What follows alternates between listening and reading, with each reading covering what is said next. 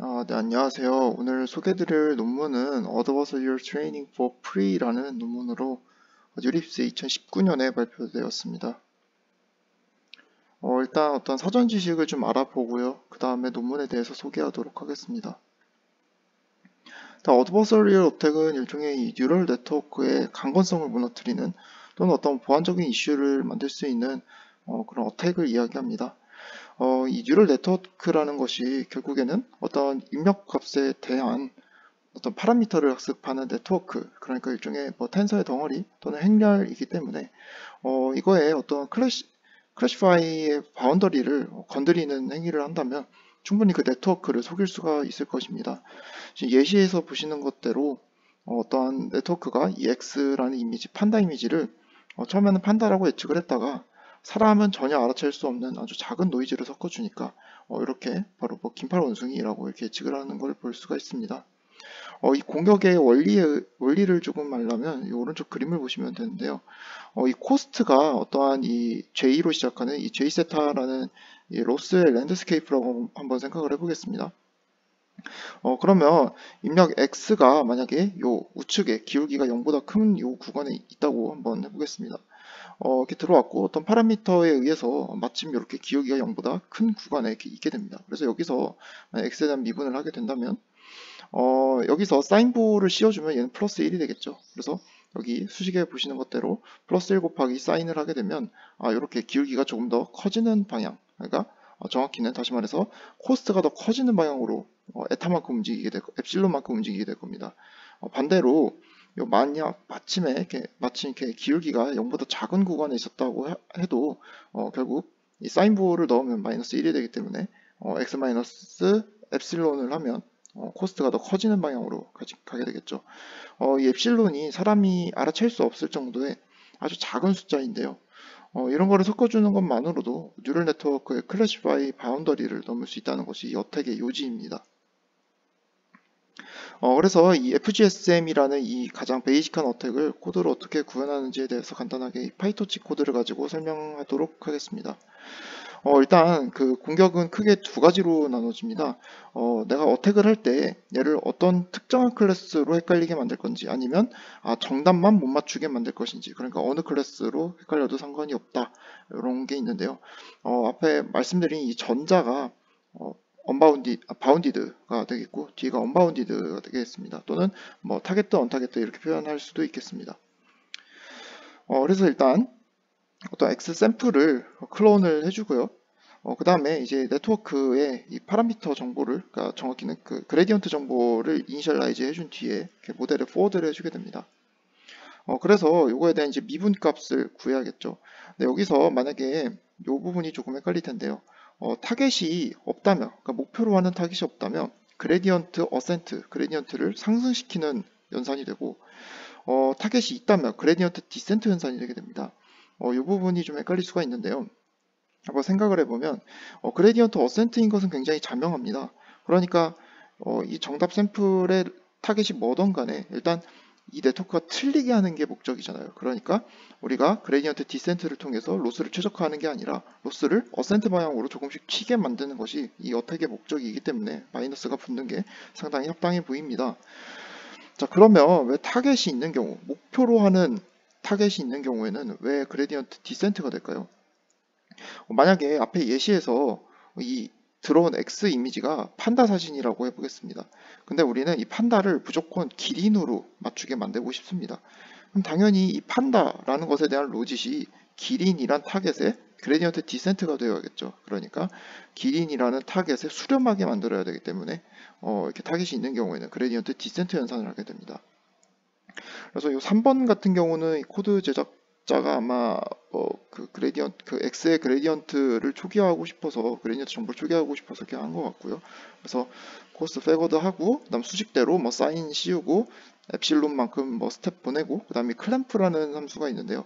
요거는 이제 이 그레디언트가 너무 튀는 걸, 그러니까 너무 큰 업데이트를 방지하기 위해서 일종의 트렁케이션을 한다고 뭐 생각하시면 되겠습니다.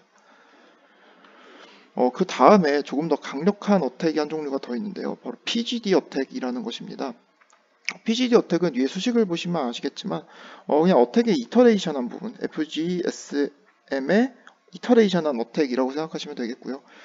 이 코드도 별반 다르지 않습니다. 여기 그 전에 한번 끝내고 말았던 어택이 여기서는 이 스텝 수만큼, 어택 스텝 수만큼 그냥 이렇게 포워드를 여러 번 해주고 여러분이 네트워크의 반응을 봐가면서 이렇게 점점 더 강한 어택을 해주겠다라는 것이 이 공격의 요지이고요. 이 점에서 보셔야 될 점이 이 모델의 파라미터의 업데이트는 없다는 점입니다. 모델은 그대로 내비두고 만약에 뭐 이 스텝이 7번이었다고 치겠습니다. 어택 스텝스가. 그러면 7번 넣고 네트워크의 반응을 보고 새로운 샘플을 업데이트하고 그 다음에 그 새로운 샘플을 가지고 또 다시 네트워크에 넣어보고 네트워크의 반응을 보고 그 다음에 또 새로운 샘플을 업데이트하고 이거를 7번을 예를 들어 뭐 하는 겁니다. 그래서 어떻게 생각을 해보면 네트워크는 프리즈되어 있고 이 x, 그러니까 정확히는 x 언더바 adv라는 요 샘플이 이터레이션 횟수만큼, 어택 횟수만큼 업데이트가 되는 공격 방법이다라고 생각하시면 되겠습니다. 제가 이 네트워크가 좀 고정되어 있다 이 어택에서는 라고 이렇게 강조를 드리는 이유는 이 PGD 어택과 뒤에 제가 이 논문에서 소개드릴 어택의 방법이 사뭇 보기에는 굉장히 똑같아 보여요. 근데 여기서 좀 결정적인 차이가 이 네트워크를 프리즈하냐 아니냐에서도 있기 때문에 그 점에 대해서 확실히 짚고 넘어가는 겁니다. 그래서 일반적인 이 어드버서리얼 어택에 대해서 대부분의 네트워크는 흔히 하는 말로 이렇게 풀드 됩니다. 즉 완전히 콜랩싱, 그러니까 완전히 그 어택에 대해서 전혀 강건하지 못한데요. 여기 사이파 10에 대해서 학습한 뭐 심플 여기 와이드한 유튜브 네트워크가 있는데요. PGD 어택이 들어오니까 완전히 콜랩스가 된 것을 볼 수 있습니다. 그러니까 완전히 풀된 것을 볼 수가 있는데요. 그래서 뭐 다양한 뭐 방법이 제한되었지만 이런 어택에 대해서 강건할 수 있는 가장 좋은 방법은 역시 어드버서리얼 어택으로 만든 이 샘플을 직접 네트워크에게 학습시키는 게 가장 뭐 좋은 방법이 되겠습니다. 그래서 이 A 같은 경우 기존의 이런 전통적인 프레임워크에서는 그냥 일반적인 샘플로 트레이닝을 하고 테스트 셋에서 아까 테스트 단계에서 어택을 가하게 되면 어택에서 이렇게 완전히 틀리게 되는 것을 볼 수 있죠. 그러니까 7을 보고도 8이라고 굉장히 강한 컨피던스로 말하고 있는 것을 볼 수 있습니다. 근데 이 트레이닝 단에서부터 이렇게 어드버서리얼 샘플스를 같이 학습을 해주게 되면 이렇게 7을 보고도 7이라고 강한 컨피던스로 잘 맞추고 있는 것을 볼 수가 있고요. 그래서 이 B 같은 학습을 어떻게 하냐 조금 더 깊게 보면 일단 이 알파만큼 기존의 정상적인 샘플로 트레이닝을 하고요. 그러니까 가중치, 로스에 대한 가중치인 거죠. 그 다음에 1-알파만큼 요 어드버서리얼 트레이닝에 대한 페널티를 주면서 학습을 하게 됩니다. 자, 그런데 이 어드버서리얼 트레이닝 로스 텀을 다시 파고들면 당연히 이 어드버서리얼 샘플에 대한 어떤 로스를 미니마이즈 하는 게 목표겠죠. 근데 where 요 어드버서리얼 샘플은 이 로스 텀을 맥시마이즈 하는 게 목표가 되겠습니다. 정확히는 이 모델 파라미터에 대해서 맥시마이즈 하는 게 목표겠고요. 그래서 최대한 네트워크를 속일 수 있는 샘플을 하고 싶어 하는 동시에 네트워크는 그거에 속지 않으면서 학습을 해야 된다라는 점에서 어드버서리얼이라고 볼 수가 있겠습니다. 이게 흔히 말하는 뭐 겐에서 말하는 어드버서리얼 트레이닝이랑은 조금은 좀 이렇게 다릅니다. 이렇게 의미적으로 비슷할 수는 있는데 많이 다른 트레이닝이니까 이 점은 용어가 좀 헷갈릴 수도 있으니까 주의 깊게 넘어가셨으면 좋겠습니다. 그래서 이런 걸 이제 실험을 좀 해보면 일단 뭐 내추럴 이미지랑 내추럴 이미지에 이제 트레이닝이 된 이렇게 있는데요. 이런 거에 대해서 이제 스탠다드 트레이닝을 하고 FGSM과 PGD 어택을 해보니까 성능이 굉장히 떨어지는 것을 볼 수가 있고요. 그 다음에 FGSM에 대해서 트레이닝을 하니까 FGSM에 대해서는 방어를 했어요. 근데 PGD에 대해서는 완전히 이제 풀드된 걸 볼 수 있고요. 그 다음에 PGD에 대해서 트레이닝을 해주니까 이번엔 PGD에 대해서 굉장히 성능이 좋게 나오고 있다라는 것을 지금 확인할 수가 있고요. 그 다음에 결론적으로 말씀을 드리면 어쨌든 간에 이 모델의 카파가 크면 어떤 어택이든 또는 어택이 있든 없든 굉장히 더 강건하고 더 좋은 성능을 내고 있다는 것을 전체적으로 확인하실 수가 있습니다.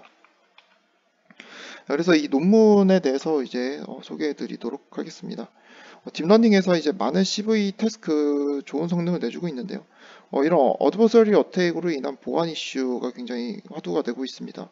그래서 다양한 해결책이 많이 제시가 되었는데요. 대표적인 게 이제 어떤 펄처베이션 자체를 생성해 버리는 겁니다. 그래서 이 생성된 펄처베이션으로 모델을 더 강건하게 학습을 한다거나 또는 모델의 아웃풋을 마스킹을 해버리는 겁니다. 그래서 이 펄처베이션을 가지고 이 모델의 아웃풋을 마스킹을 해가지고 그 어택 어택을 하는 주체가 이 네트워크의 어떤 아웃풋에 대해서 전혀 예측할 수 없게, 그러니까 일관된 어떤 룰을 찾을 수 없게 만드는 것이 대표적인 이런 방어 방법이라고 보겠습니다. 근데 이러한 류의 방법들은 이미지넷처럼 크고 복잡한 데이터셋에서는 굉장히 느리고 데이터 스페이스를 대표하는 어떠한 리프레젠테이션을 얻기가 굉장히 어렵다고 합니다. 그래서 뭐 어떤 레이블 스무싱, 로지 스퀴징, 제코비안 레귤라이제이션 등을 통해서 로스를 규제하는 방법도 연구되었지만 역시 대용량 데이터셋에서는 적용되기 굉장히 어렵다라고 말합니다. 그래서 여전히 뭐 연구적으로는 많이 이런저런 방법이 나오고 있지만 진짜 프랙티컬하게는 어드버서리 트레이닝 자체를 어드버서리 어택 자체를 트레이닝에 활용하는 것이 가장 좋은 수비 방법이라고 이렇게 여겨지고 있다고 합니다. 하지만 후에 기술을 할 건데요. 이 PGD 같은 경우가 굉장히 강력한 어택인데 이 PGD 같은 거를 하면서 학습을 하기에는 컴퓨터 리소스가 굉장히 많이 듭니다. 그래서 뒤에서 어떤 실험을 소개해 드릴 텐데 그 실험 같은 경우는 128대의 GPU를 사용해서 했다고 하고요. 또 어쨌든 간에 굉장히 큰 트레이닝 리소스가 필요하다라는 것을 지적하고 있습니다. 그래서 이 논문에서는 이 내추럴 트레이닝 대비 어떤 추가적 코스트가 거의 없는 어드버서리 트레이닝 알고리즘을 제안합니다. 모델 파라미터 업데이터와 이미지 퍼즈베이션을 하나의 같은 백워드 패스에서 하는 것이 핵심 아이디어라고 합니다. 기존 방법론들 대비 굉장히 빠르고요. 그 다음에 그 기존 이제 방법론들, 그런 디펜스를 위한 방법론들 대비 더 뛰어나거나 그에 준하는 성능을 보여주고요. 특히 가장 큰 컨트리뷰션으로 여기서 자주 말하고 있는데 대용량 데이터셋에서도 드디어 이런 어택의 강건한 네트워크를 학습할 수 있게 되었다라고 이렇게 얘기하고 있습니다. 메소드를 보시면 굉장히 간단합니다. 이 PPT 한 장이 메소드의 전부라고 봐도 될 정도인데요. 일단 모델을 트레이닝을 할 때 에포그의 수만큼 트레이닝을 하겠죠. 근데 여기서 하이퍼 파라미터 m을 하나 설정을 해주게 됩니다. 그래서 이 전체 에폭을 m으로 나눈 수만큼의 에폭만큼 네트워크를 학습을 할 겁니다. 그러니까 예를 들어 만약에 100 에폭을 학습하기로 했는데 이 하이퍼 파라미터 m을 10으로 뒀다면 우리는 10에폭만 학습을 하는 겁니다. 한 에폭에서 어떠한 이터레이션, 그러니까 미니 배치 수만큼의 이터레이션을 돌겠죠. 자, 이 미니 배치 이터레이션만큼으로 들어와서 이 이터레이션 하나, 그러니까 이 미니 배치 B 하나를 가지고 n번만큼 순회를 도는 겁니다. 돌면서 자, 이 네트워크에다가 포워드를 해주고 그 다음에 이렇게 모델 파라미터 세타에 대해서 미분을 해주어서 그에 대한 이제 로스 익스펙테이션을 구하게 됩니다. 그래서 요거 세 번째 줄로 가볼게요. 3번 줄로 가보겠습니다. 3번 줄로 가면 요만큼의 그레디언트 정보를 가지고 있으니까 우리가 이 모델 파라미터가 그러니까 그 로스가 더 작아지는 방향으로 보낼 수 있겠죠. 요 타우만큼 한 스텝 보낼 수 있겠죠. 보내주고요. 그 다음에 똑같은 요 한번 포워드한 요 패스를 가지고 그대로 이제 x에 대한 어떠한 미분값을 가지고 오게 됩니다. 그래서 이것을 가지고 다시 요 네트워크 다시 이 샘플 인풋 x를 인풋 여기선 델타인데요. 인풋 델타를 이렇게 업데이트 해주게 되고요. 역시 앞에 보신 수식대로 뭐 사인 부분 넣어가지고 로스가 커지는 방향으로 이 엡실론만큼 보내겠다라는 것입니다. 단 이게 너무 크거나 너무 작게 업데이트 되는 것을 방지하기 위해서 이렇게 클리핑 함수에다 한번 넣어주게 되고요. 앞서 이게 PGD 어택, PGD 트레이닝 또는 PGD 어택이랑 뭐가 다르냐라고 한다면 얘는 일단 한 미니 배치 안에서 계속 뉴럴 네트워크가 업데이트 되고 있다는 점입니다. PGD 어택은 뉴럴 네트워크가 프리즈된 상태에서 샘플을 한번 넣어보고 그 반응을 본 다음에 새로운 샘플을 만들어내고 그 샘플을 다시 네트워크에 넣고 그 다음 반응을 보고 새로운 어택 샘플을 만들어내고 이거를 계속 이터레이션하게 반복을 하는데 얘는 네트워크도 업데이트가 되면서 그 다음에 새로운 어택 샘플도 업데이트가 되고요. 그 어택 샘플을 가지고 다시 네트워크에 포워드를 해서 다시 네트워크의 반응을 보고 네트워크 다시를 미분해주고 뭐 다시 업데이트를 하고 이런 과정을 n번만큼 이렇게 반복한다라는 그런 특징이 있습니다. 그래서 결론적으로 얘가 그 트레이닝 단에서 뭐 포워드 되는 그 횟수는 똑같습니다. 왜냐하면 이 n번만큼 여러 번 포워드 되지만 대신에 에폭에서 n번만큼 덜 학습을 했거든요. 하지만 도는 이터레이션 수 자체는 똑같을 거라고 생각이 됩니다. 그래서 여기서 뭐 싱글 패스 또는 뭐 똑같은 뭐라고 여기 PASS 똑같은 패스를 이용해서 라고 이렇게 자꾸 표현을 하고 있는데요. 패스가 아니라 패스라고 이렇게 논문에 적혀 있습니다. 그래서 적혀 있는데 이게 어떻게 가능한가에 대해서 조금 생각을 해보면 일단 뭐 저는 이렇게 생각을 합니다. 일단 우리가 파이토치에서는 어떠한 그 require grade가 true인 어떤 텐서들이 있다면 또 그러니까 어떤 네트워크도 결국에는 텐서의 덩어리겠죠. 텐서들이 있다면 요거를 파란색 포워드 과정을 하면서 얘네의 어떠한 탄생 과정에 대한 그 정보를 얘네가 담고 있습니다. 즉 A라는 애는 생각을 해볼게요. X1과 X2의 멀티플리케이션으로 탄생한 텐서인데요. 얘는 이렇게 그래프로 누구와 누구의 어떠한 연산으로 탄생했는지에 대한 그레디언트 정보를 얘가 내부적으로 이제 그래프를 가지고 있습니다. 그래서 패거드를 할 때 거꾸로 이제 돌아가면서 하나씩 참조를 해나가는 겁니다. Z에 대해서 알기 위해서는 W에 대해서 알아야 되는 거야. 그리고 W에 대해서 알기 위해서는 Y에 대해서 알아야 되는 거야. 이렇게 쭉 체인 룰로 거꾸로 내려가는 겁니다. 그래서 만약에 이제 뭐 미분을 할 수 없는 그런 뭐 블락이 하나 있다면 당연히 체인룰 중간에 이가 끊기니까 어떤 오류를 뱉겠죠. 대표적인 게 뭐 랜덤 함수 이런 거는 체인룰로 거꾸로 내려갈 수가 없으니까 뭐 그렇습니다. 그래서 요 어떤 복잡해 보이는 요 과정을 파이토치 내부에서는 옵티마이저 제로그레드, 그러니까 옵티마이저 안에 이미 이 모델의 파라미터에 대한 정보가 들어 있습니다. 제로그레드라는 것은 일단 이 그레디언트, 포워드, 패거드, 그러니까 어떤 미분 정보를 다 일단 초기화를 해주고, 패거드를 해주면, 여기 이제 모델 패거드라고 되어 있는데 정확히는 로스 패거드가 될 겁니다. 왜냐면 요 아웃풋이 최종적으로 가야 되는 그 함수는 로스 펑션이기 때문에 모델이 아니라 로스 닷 패거드입니다. 로스 패거드를 해주게 되면 다시 이렇게 패거드를 하면서 어떤 미분 정보를 가지게 되고요. 그다음에 스텝을 해주면 이 옵티마이저가 어떠한 뭐 정해진 룰에 의해서 파라미터를 한 스텝 하면서 이제 업데이트를 해주게 되겠죠.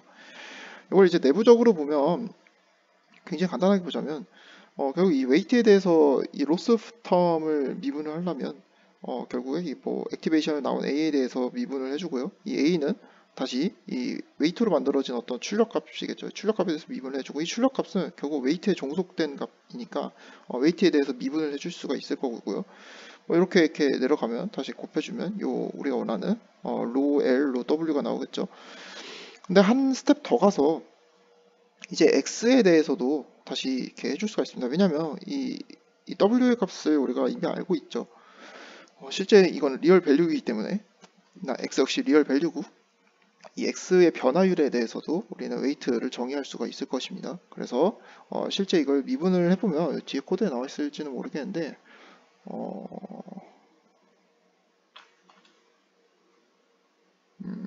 여기 보면 어딘가 있을 텐데요. 그게 여기 보면 xadv.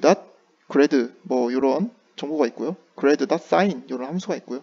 그러니까 이 grad라는 거를 이미 이 코스트, 그러니까 로스 펑션을 패거드 해주는 것만으로 이미 입력단까지 이렇게 미분 정보를 가지고 있다는 것을 알 수가 있습니다. 근데 뭐 이게 가능했던 이유는 위로 올라가서 2번 수식처럼 이거는 코드적인 이야기인데요. require grade를 true로 해주었기 때문에 여기까지 미분값을 얘가 가지고 있는 거겠죠. 그래서 이 논문에서 말하는 것은 결국에 뭐 이런 그래드 정보를 가지고 있으니까 얘까지 써가지고 한 번에 포워드로 이렇게 다시 써먹을 수가 있더라 라고 말하는 것입니다. 그래서 논문에서도 표현하기를 리사이클이라는 단어가 등장을 합니다. 그래서 어차피 패거드 할 때 계산했던 거 한번 써보자 뭐 이런 얘기가 되겠습니다. 그래서 이 하이퍼 파라미터 m에 대해서 최적의 m이 무엇인지 굉장히 궁금할 텐데요. 뭐 이걸 보시면 결론부터 말씀드리면 대충 m이 0보다 작거나 같으면 괜찮았다라고 얘기를 하고 있습니다.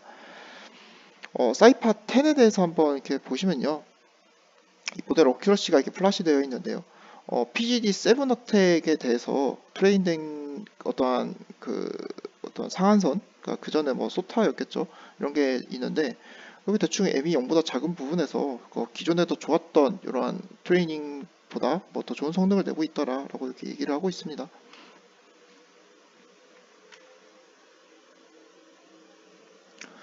그래서 이제 사이파 110과 10에 대해서 이제 어떠한 성능을 보고하고 있는데요.